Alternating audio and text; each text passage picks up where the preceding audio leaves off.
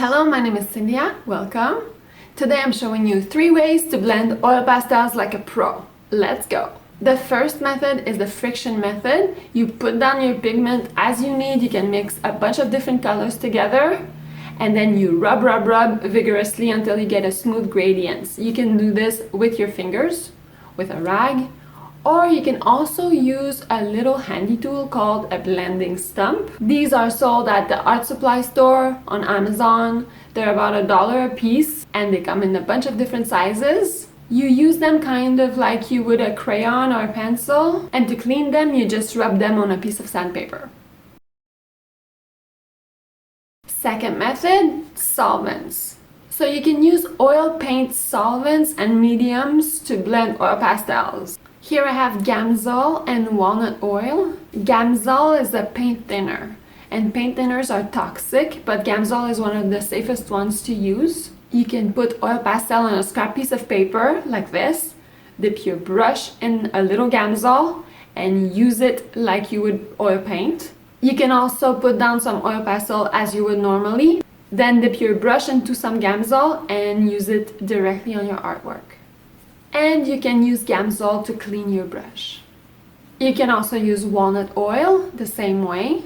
It's important to know that walnut oil, like linseed oil, they're drying oil, meaning that they will harden with time, as opposed to olive oil or other oils which never dry, so they shouldn't be used. Walnut oil is non-toxic, but it's gonna take a little longer to dry. Gamsol is toxic, but dries faster.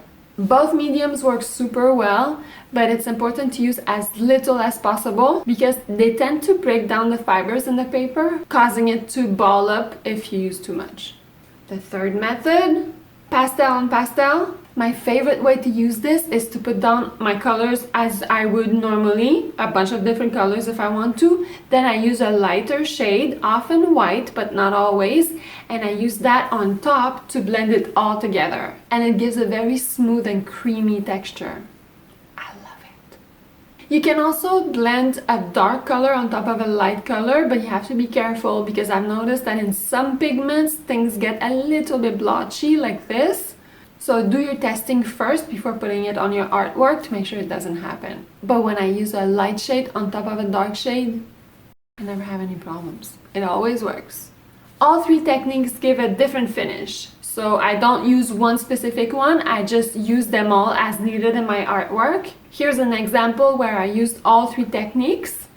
By friction, using the blending stump or your fingers. Solvents, using a paintbrush.